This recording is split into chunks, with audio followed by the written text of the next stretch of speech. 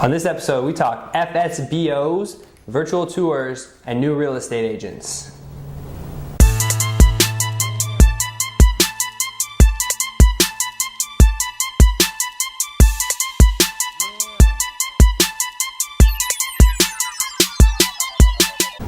Hi everybody, it's Jason Cassity with City Consulting Group in downtown San Diego, back for episode 4 of Ask a Realtor. Ask me questions on Twitter, hashtag Ask a Realtor, or just reach out to me on Facebook, Instagram, wherever you may find me. I will do my best to get back to your questions. Long day today, did some radio stuff and some blogging as well, so hopefully I'm not too burned out and I can answer your questions well. So episode 4, fun fact about the number 4, this is the 4th time I've tried to shoot this video because they're doing something at Petco Park across the street and it keeps interrupting the dang thing. So hopefully we can get through this all one shot, and here we go. What is FSBO? What is FSBO? It's an acronym, stands for sale by owner. It is a real estate term used, for people who try to sell their house for sale by owner, who try to sell the house themselves without the help of a real estate professional. I think there's a niche for it, especially like if you're like a real estate lawyer or something like that and you kind of know how to handle the entire process. That might be something you can look into. The statistics are pretty against it. I think it's less than 10% of people successfully complete a for sale by owner transaction. Almost 80% end up listing with a realtor at some point afterwards, and they take up to 8 times longer to sell and underpriced of what a house sold by a realtor would sell by. So I think there's a niche market for it. I think as technology continues to expand, you'll see for sale by owners maybe become more popular. As the world continues to get smaller, we have ways to share information and share properties. Realtors aren't necessarily the gatekeeper to all the information anymore. You can now post your home on Zillow, Trulia, all that type of stuff, or even do like a flat fee MLS service and get your home seen. Still not going to get the full marketing exposure as a team of realtors or a realtor who knows what they're doing can reach, but at the same time, as that world and that gap continues to get smaller, I think you'll see more people trying to go for sale by owner, but for now it's still a little bit of a niche thing, so we'll see how it goes, but that's it for sale by owner. FSBO. Thanks. Jamie asks, what is a virtual tour? What's a virtual tour, and what's the point of a virtual tour? Good question. Virtual tours are they're good tools if they're used right. I think a lot of times that basically a virtual tour is a little bit, it's an added value to just a photo slideshow. So you can actually get a feel for the home. It's somewhere between photos and video is the virtual tour. I think a lot of times there's all these programs out there and different realtors or whatnot they'll use a virtual tour, which is just the photos put to like a cheesy, like on a carousel with like a cheesy music to it. That's not that great. That's not exactly what it's intended for. In fact, I think a lot of people like photos because you can go in on Zillow or you can click an MLS link and see your photos and you can go through them as fast or as slow as you want.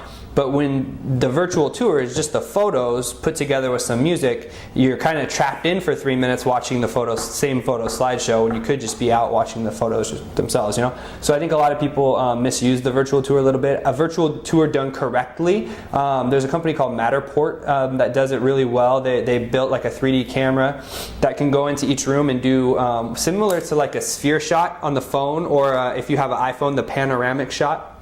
So you can get a feel for the entire room. You can drag with your mouse and you can look up and around.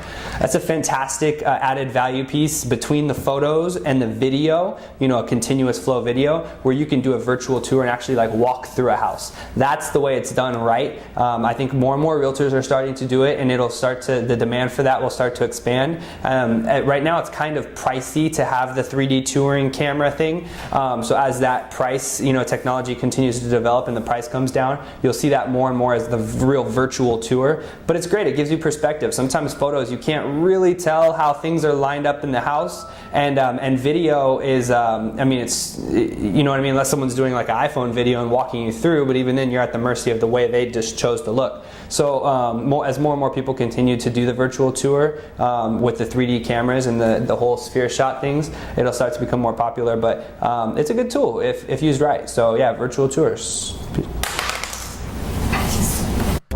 Susie asks, do you have any advice for new real estate agents?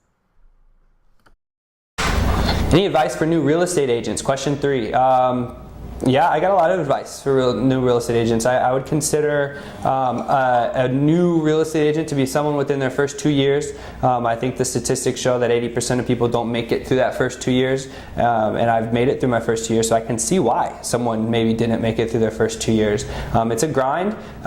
You know, I think that sometimes, you know, even like the shows like $1 Million Listing and stuff like that, you see, you know, these superstar realtors and they're making $1 million commission checks and all that type of stuff, and it looks like they're just living the life, but that's not real life. So I think, you know, just like any other professional job, you're going to get out of it as much as you put into it. It's a hard work, especially in your first 2 years when you don't have a big book of business, clients and all that type of stuff. It's a grind. So, you know, my advice is be prepared to come to work and work every day. Work on your craft every day.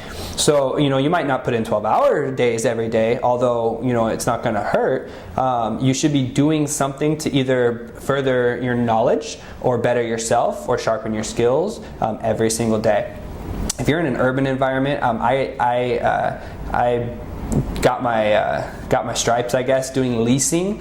So if you have that option, if you work with a company that has a lot of rental leads, take on that mantle, because it not only taught me the area that I was in, because I was taking rental clients out all the time, getting to know the doorman and getting to know the layouts of the high rises and the condos and stuff, but it started to build my book of business, because a lot of times those renters are renting for 6 months before they buy, or, you know, when their lease is up, they might start looking. You know, you get to know the landlords, stuff like that. It's just networking. I mean, that's all this job is. So if you have the opportunity to do rentals or leasing, do it. You know what I mean? It's a grind. Generally, those rental leases and whatnot are coming with like $300, $500 commissions. So it's not the glamorous stuff you think of with real estate, but it's a fantastic way to get in your first year or first 2 years. Also, a lot of people choose to get on a team. That's a way to kind of to ease the pain of the not having any leads for the first 2 years. You can jump on a team where you become a buyer's agent for like maybe a superstar existing agent, and you give them your listing leads and you put your sales in their name. So you're giving up, you know what I mean? You're helping them out, but in turn, they're kicking down their smaller deals to you and whatnot. That's an ego play for a lot of people. I couldn't do that when I came in. And maybe it was to a fault, because my ego wouldn't let me do that. I needed to have control over it and have everything in my name, you know. But if you can stomach that and give those away, that's a great way to get into the business, because you're going to be getting leads from day one that you would have never gotten anywhere else. Generally, when you're joining a team, you're going to have a smaller, like a commission split on that, because you know what I mean. You're having to give up more to get those leads. But I mean, that's another good way to start too. Just to each their own. Like, do your research when you start, but I mean, the key core to all that is you have to work hard every single day. It's something that I didn't really grasp right away. I thought, you know, hey, this is real estate. I can do the 10 to 2 if I want to. And I almost fizzed out. I almost didn't make it, because that's not going to work. Just like any other professional job, you know. So yeah, so that's the best advice I can give to a real estate agent right now. There's a lot more to it. So, you know, as we continue to do these videos, I might come across something else, another question that kind of I can tap into. But for now, the answer is work hard. Thanks for watching Ask a Realtor episode 4. Please subscribe to our channel, wherever the button is. And go on Twitter, #AskARealtor. Ask me anything. I will do my best to answer it. Or find me on social media, Facebook, City Consulting Group's Facebook page. I'll link it below as well. Talk to you later. Peace.